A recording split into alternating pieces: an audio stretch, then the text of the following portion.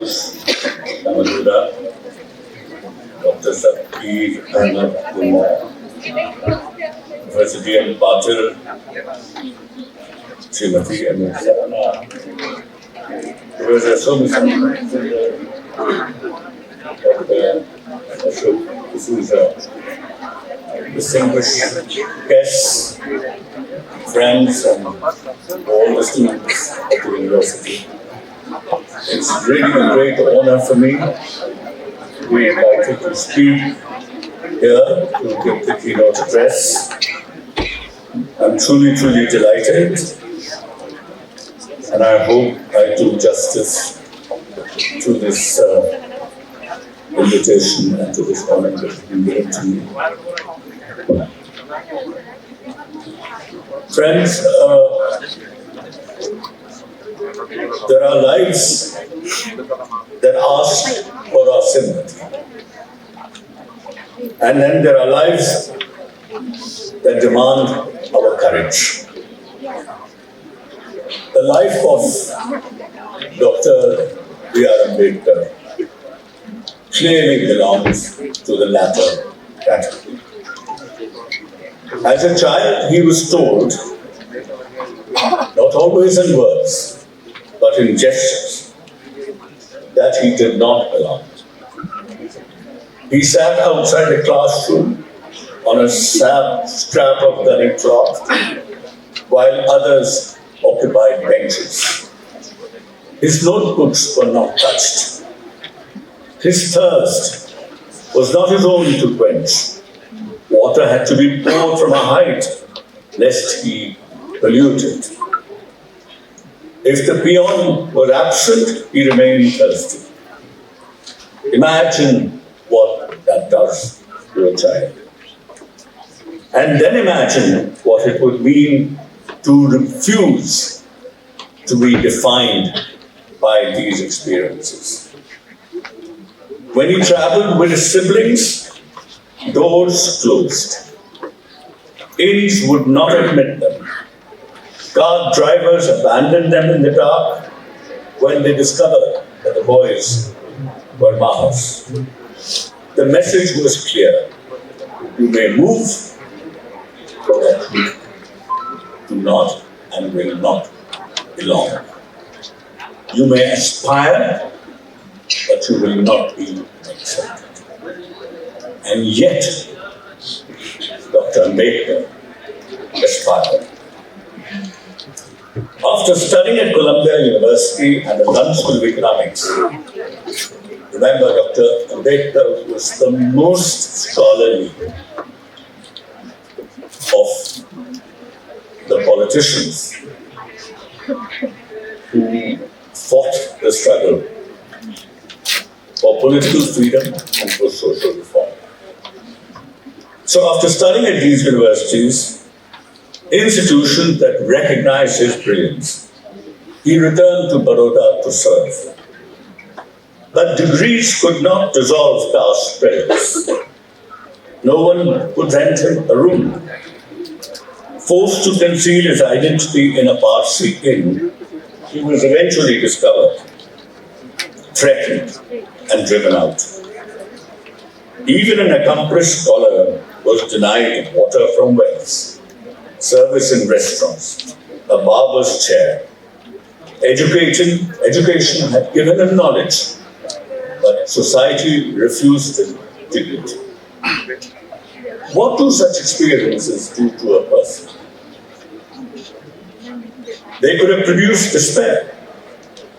They could have produced hatred. Instead, they produced great clarity of thought. They inspired him to develop his own reason, to harness his critical abilities, and to search for his own marga, for emancipation, his own conception of good life, his own ethical vision. Ambedkar understood something profound. Humiliation under caste was not an accident of individual cruelty, it was a system. And systems cannot be wished away by kindness alone. If you read his autobiographical remarks, you will find that he has a lot of praise from his Brahmin teachers, who gave him protection and who treated him with generosity and with kindness. But these were individual acts. These were not, they would happen despite the system. And it is the system which, for Dr. Ambedkar, had to be dismantled. His insight, his cool, unsentimental, reason-based, morally fierce vision shaped his entire public life. He taught that self-respect is not a gift to be granted, it's a claim to be asserted. If you wait for the powerful to recognize your humanity, you wait.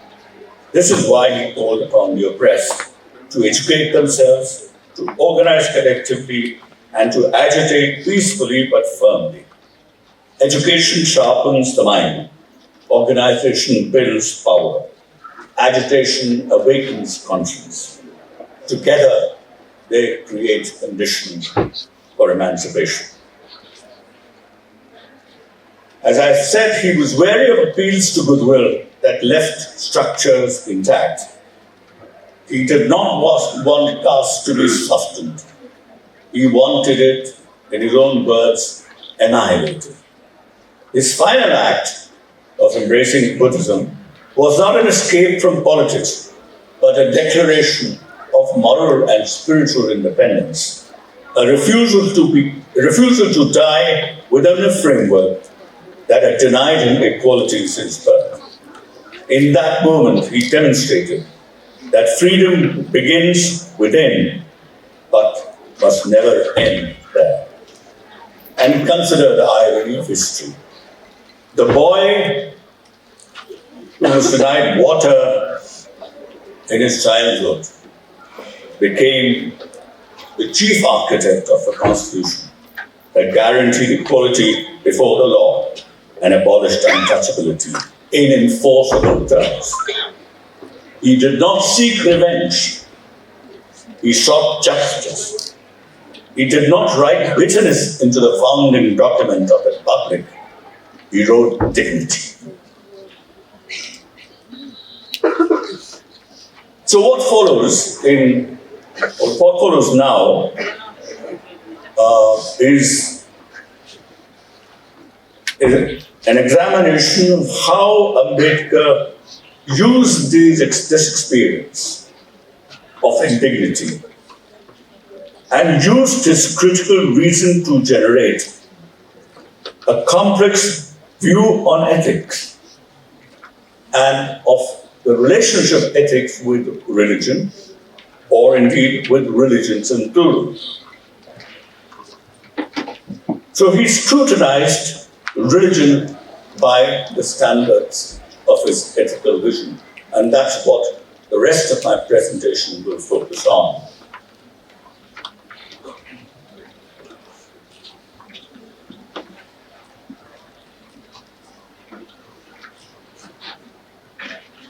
There are some distinctions that are very important for Ambedkar, and I shall begin with laying them out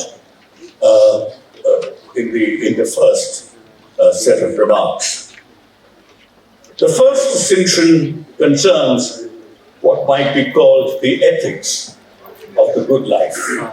I've already said a little bit about it, but I'll elaborate. What kind of life do we believe or know to be good, meaningful, and of the highest importance, as distinct from a life that is bad, meaningless, or trivial? We all make a distinction between what is the good life for us and what is a life that we might lead that will leave us unfulfilled. So what is it that we are ultimately striving for? You know, Ambedkar's life was a life of striving for something really big and important, which will give not only him self-fulfillment, but will be fulfilling to his community and indeed for the entire nation. Now, as I said here, we can introduce a further distinction between individual pursuits of the good life and collective visions for it. So an individual might strive to achieve Nibbana, or Moksha, or Swarga, or heaven.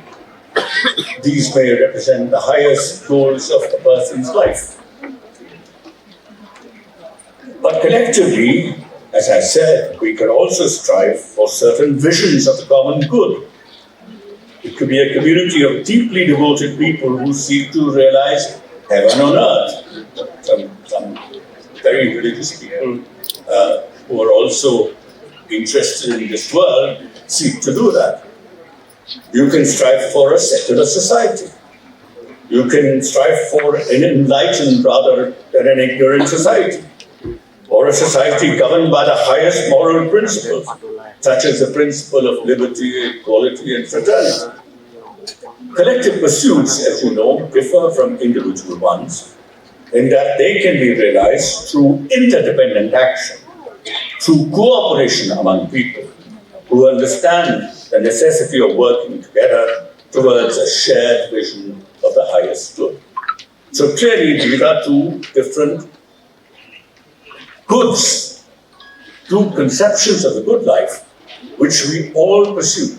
We have an individual pursuit, we also have a collective pursuit. Certainly people who take their life seriously, people such as Ambedkar and all the great figures that we know, but not just these great figures, each one of us in our own way is striving to do both. Now, distinct from this ethics of the good life are what we might call norms of social interaction. This concerns how we relate to one another, who we can associate with, who may we marry, who we dine with and who not, what our dietary restrictions are, and what work we do, and what the relative significance of this work is. Do we concern ourselves, or do we look at ourselves as equals? Or rather, are we more keen on exercising power over others? Do we treat others with respect, or do we treat others with contempt? Do we strive to exploit others, or do we strive to realize justice, fairness, equal concern and respect in our society?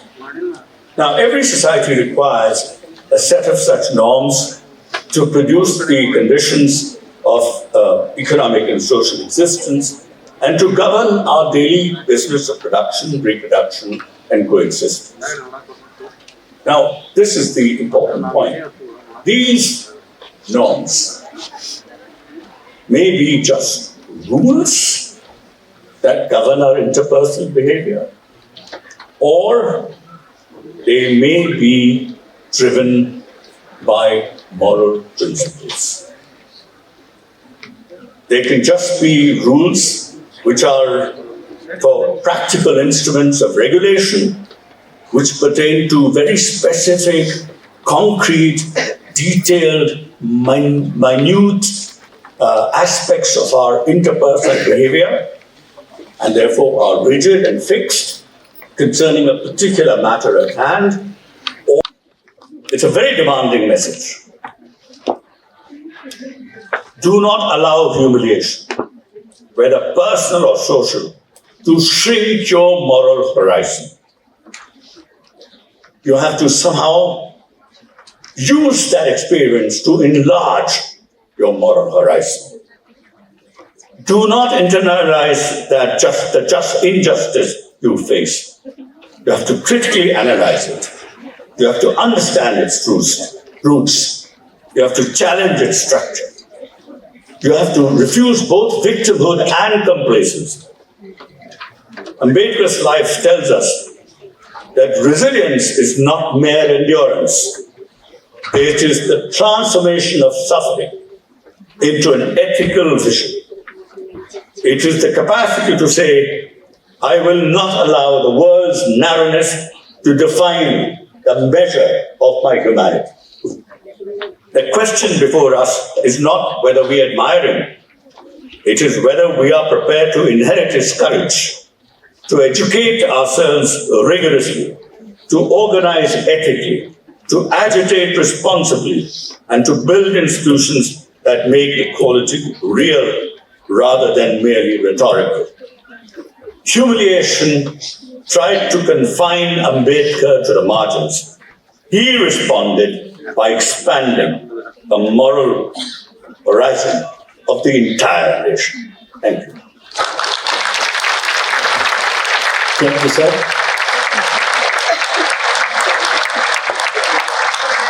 ಈಗ ಮುಖ್ಯ